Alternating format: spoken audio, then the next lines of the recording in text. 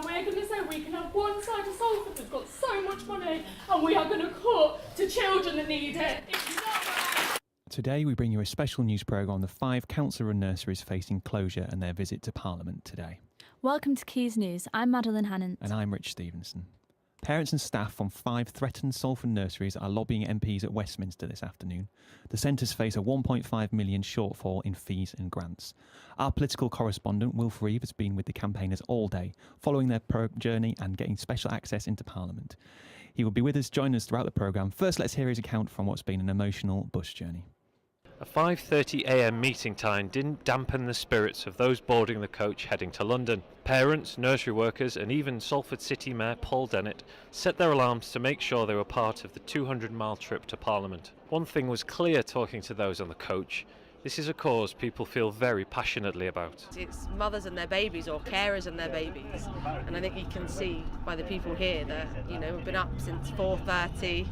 Been on this coach since 5:30, and it's something that we really do care about. For nursery worker Sue Tong, her 33 years working in nurseries in Salford have been more than a career. From leaving school, I always wanted to work with children, and it's something that it means a lot to people, and we want to keep it going. Kelly Bentham's 3 children have all been to one of the nurseries affected. I also worked in 2 of them before I had my children, and then all 3 of mine and my niece and nephew all attended Barton Moss. The staff are highly trained and they're passionate. To them it's not just a job, they actually care about the children. 10-month-old Jake was on a waiting list for Little Hilton Nursery from the day he was born.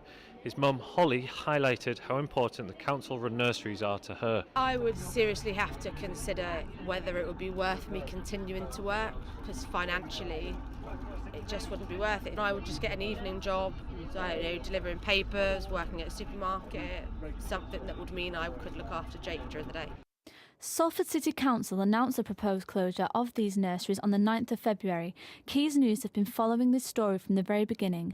Our reporter Emily Henderson takes us back in time to when it all began. On the 17th of February, mums and dads with babies in arms filled the council meeting over the proposed closure of 5 local nurseries. All nurseries have been proclaimed outstanding by Ofsted. Over 200 people attended and emotions were high. 100 jobs and 300 nursery places are at risk if the 5 nurseries close.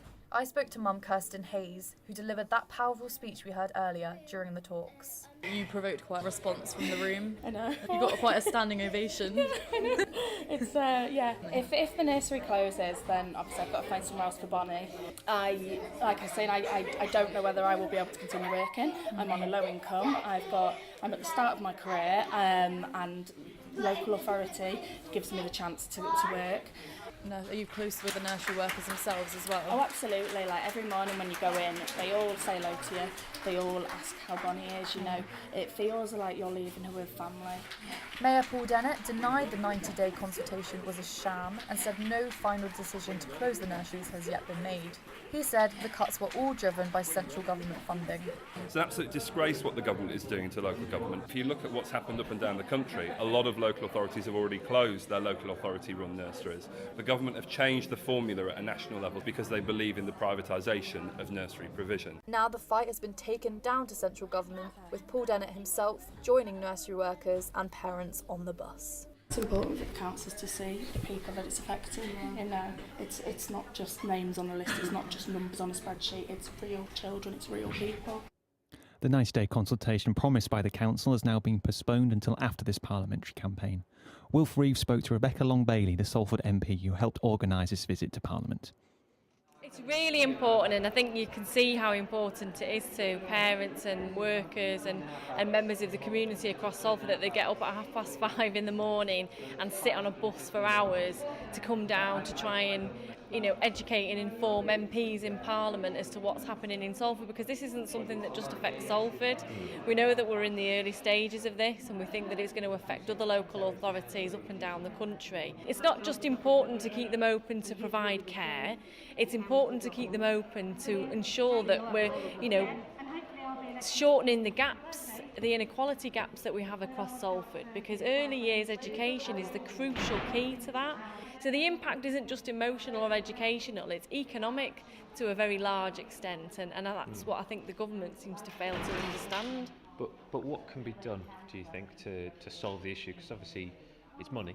Does more money need to be spent? Is that the kind of the long and short of it? Well, it's as simple as this. There's a number of avenues that the government could use. There are support funds that are available, but unfortunately the way that they've drafted their own policies have meant that Salford Council can't apply for these extra additional support funds. The reason that Salford Council have lost the funds in the first place is due to a change in the way that the formula is calculated. Just finally, how far could this go as a problem? As a problem, well, as I say, I think this is a national issue, and I think that there will be the beginnings of a national campaign from today's event. We had a number of MPs from across the country who came to listen to what we had to say and what Salford workers and campaigners were doing, and they will take that back now to their own constituencies and liaise with their own local authorities and find out what the issues are, because it's been very quiet, this area over recent months. There's not been a lot in the press about it, and we think that, you know, the government will do usually what they always do and try and push things through very, very quietly, but we're not very quiet in Salford and we're not going to let them do that, I'm afraid. We'll be hearing more from Wilf later on in the programme, but first in other news. The mother of 4 children killed in an alleged arson attack in Walkden has woken from a coma after 4 months. Michelle Pearson lost her children, who were aged between 3 and 15, in a blaze at their home last December. 3 people are due to stand trial for 4 counts of murder on Monday. And our correspondent Kimberly Brown has been taking a look at the impact of the Windrush generation in Manchester.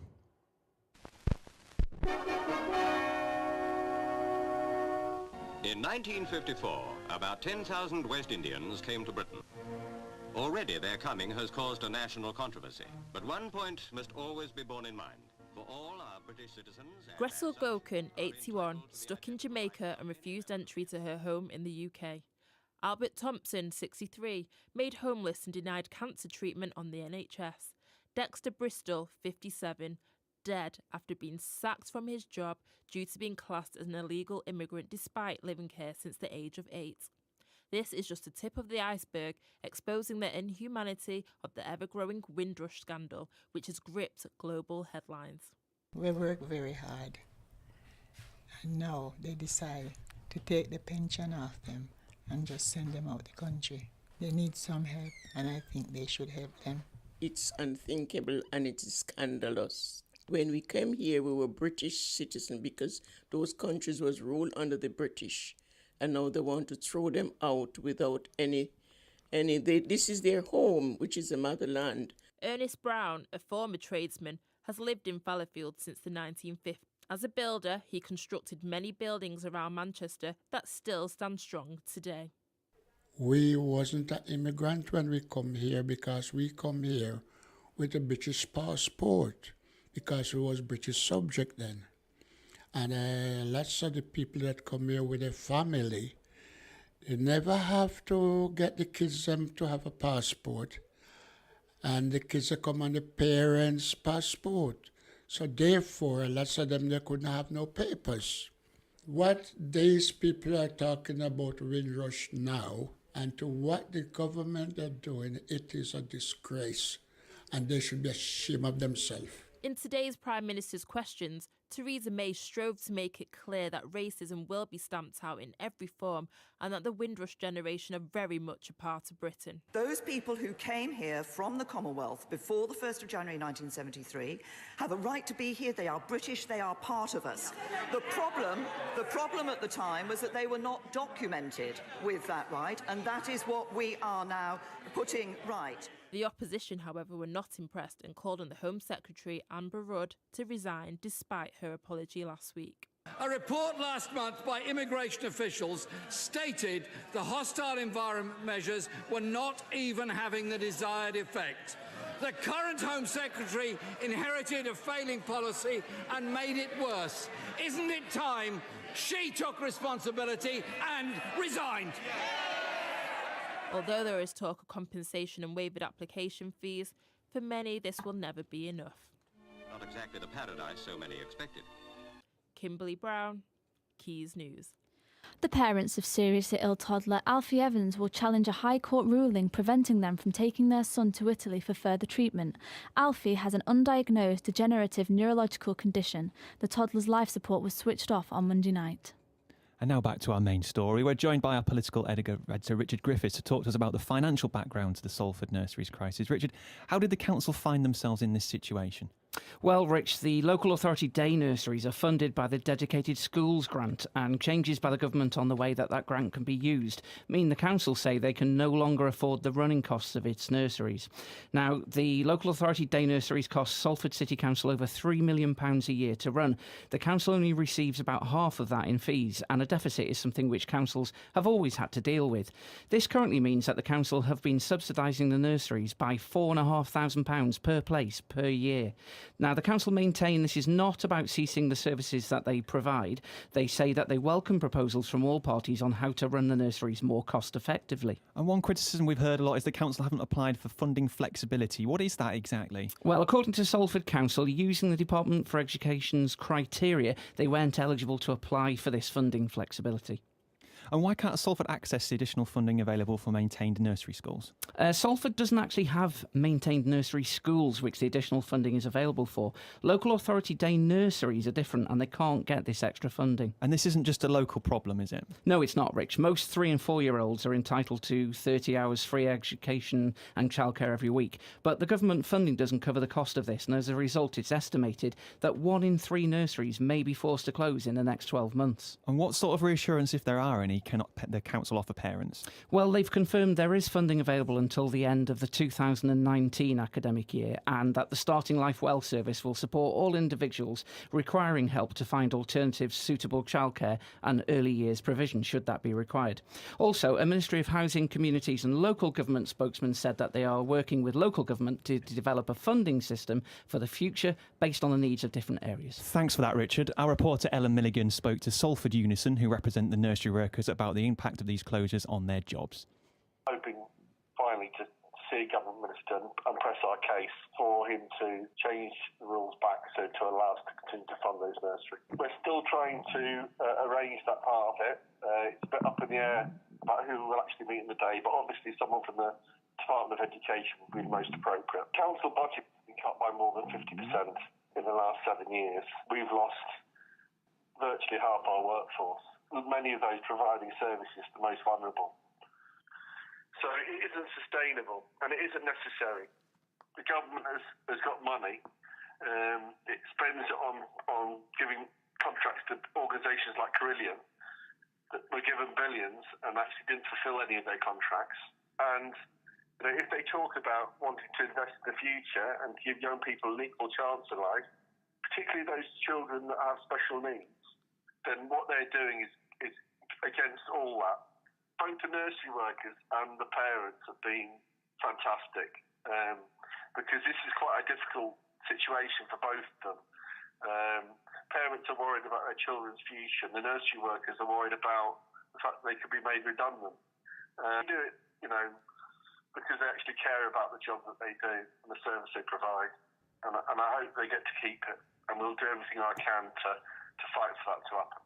And finally, we return to our political correspondent Wilf Reeve for this final report. After a 6-hour coach journey, the group eventually got to stretch their legs on their way to Parliament, just stopping for a quick photo on Common Green. It's been hard to miss the snake of 35 campaigners dressed in bright yellow t-shirts wandering through Westminster. They even turned the head of Jacob Rees-Mogg as they entered Westminster Hall. The meeting had a top table of 2 shadow ministers with MPs from other parts of the UK listening in. Rebecca Long-Bailey and Andrew Gwynn both called for more help from central government towards early years care. Parents and nursery workers were then given the opportunity to share the issues that affect them most, some even brought to tears by the fear of closure. A central petition was started for anyone living in Salford. Differing from a national e-petition, it will be handed straight to a committee in Westminster. With no member of the government present, this was a call to arms rather than holding individuals to account.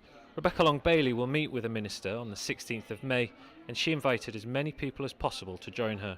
Save our nurseries, save our nurseries, save our nurseries, this is great, this is great. And that's it for today's programme. Please tweet us at Keys News if you've been affected by any nursery closures in your area.